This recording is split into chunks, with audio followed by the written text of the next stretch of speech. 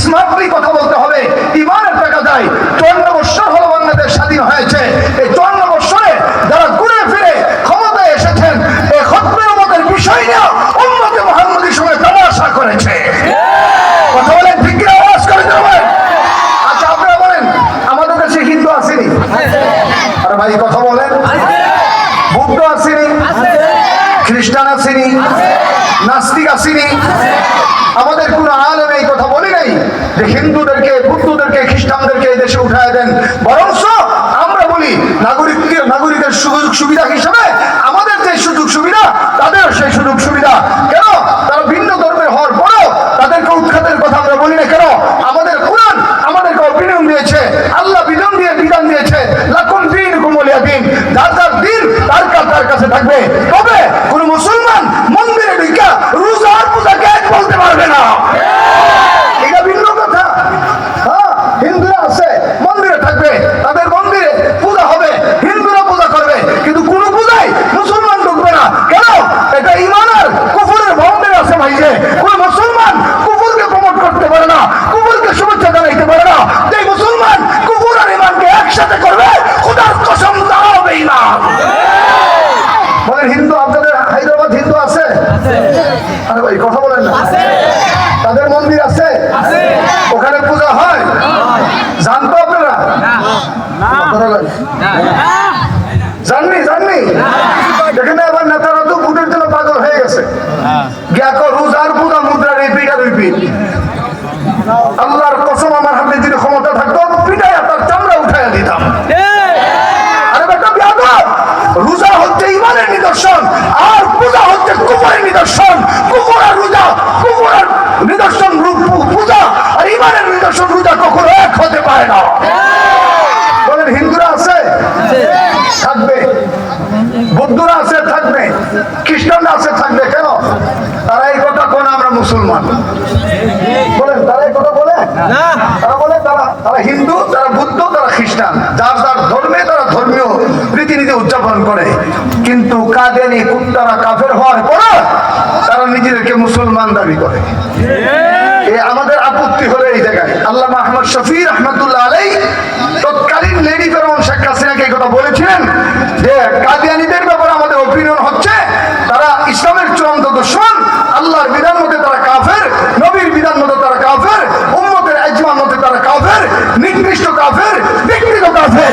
কোন কাফের মুসলমান হয়ে বাংলাদেশে থাকতে পারবে না। সরকার যদি কাদিয়ানীদেরকে বাংলাদেশে রাখতে চায়, একটাই সুযোগ, তাদেরকে রাষ্ট্রীয়ভাবে আগে কাফের ঘোষণা করতে হবে। কাফের ঘোষণা ছাড়া তাদেরকে বাংলাদেশে বসবাস করতে দেওয়া যায় না। তারা আমার নবীর খতমের উম্মতের চুল। আরে ভাই কথা বলেন না, ঠিক কিনা? কাদিয়ান গোলাম মির্জা আহমদ কাদিয়ানি, তার একটা চোখ ছিল কানা, আর মরছে গু খায়া। আরে ভাই কথা বলেন না ভাই। একটা চোখই, একটা লেভেল কানা, মরছে কাপটির ভিতরে হইয়া। আল্লাহ কোন নবীকে আটকুরা বানান না। ১৬ লক্ষের উপর আল্লাহ যত পয়গম্বর দিয়েছেন সবাই ছিলেন স্মার্ট, সবাই ছিলেন দেখতে সুন্দর, সবাই সময়ের সবচেয়ে স্মার্ট পুরুষ ছিলেন এবং সবচেয়ে সচ্চরিত্রবান ছিলেন। কাদিয়ানি এটা এমন খবিস আছেন, নিজের ভক্তের বউরে বাগায় বিয়া করছে। শুধু তাই না, আরো কি করছে শুনেন। একদিন নামাজ পড়তে যাইব, নিজের বউয়ের সেলওয়ার মাথার বাইন্দা ফাঁকি বাইন্দা চলে আসছে। যে কুন্ডা ফাঁকি আর কুন্ডা সেলওয়ার ছিল না, এ আবার নবী কেমনে হয়? আরে ভাই কথা বলেন না, ঠিক কিনা? ও মরছে গু খায়া। আল্লাহ কোন নবীকে এমন বেইজ্জতি করে না।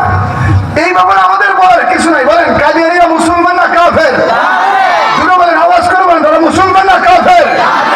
এটা কি আমাদের উলামায়ে কেরামের ফতোয়া না স্বয়ং আল্লাহর ফতোয়া?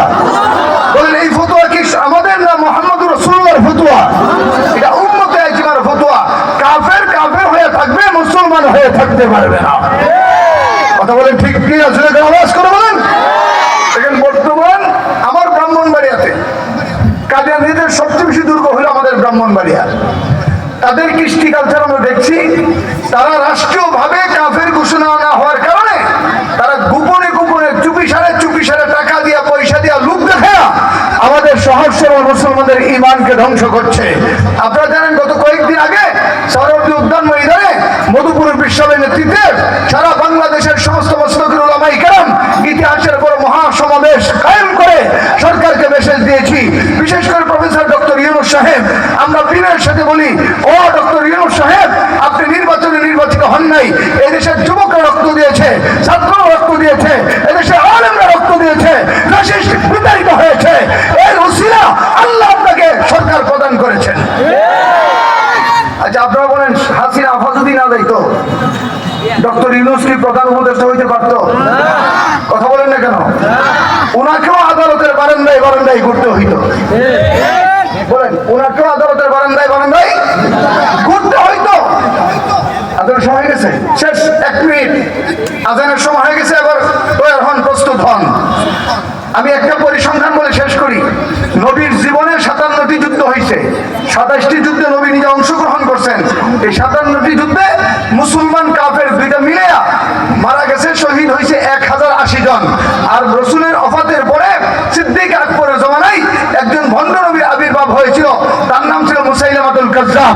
এই মুসাইলামাতুল কাজ্জাবকে পৃথিবী থেকে বিদায় করতে গিয়ে যে যুদ্ধ অনুষ্ঠিত হয়েছিল, ওই যুদ্ধে নবীর 1200 সাহাবী শহীদ হয়েছিলেন।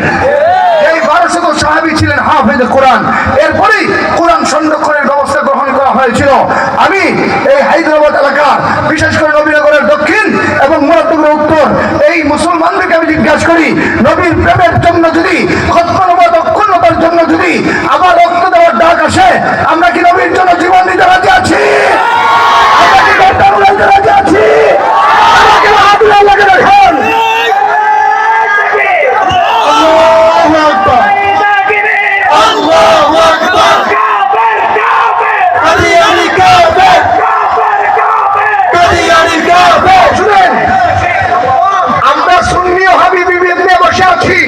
আমি হায়দ্রাবাদের মুসলমানদেরকে বলি, সুন্নি হাবি মুসলমানদের কোনো পরিচয় না।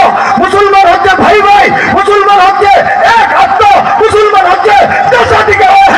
আসেন আমরা কাঁধে কাঁধ মিলাই নবীর ইজ্জত রক্ষার জন্য, কোরআনের মতো রক্ষার জন্য আমরা সবাই সমানকে ঐক্যবদ্ধ করে কোরআনকে দাবি জানাই এবং শাহাদাতের নজরানা পেশ করার জন্য ময়দানে ঝাঁপিয়ে পড়ি।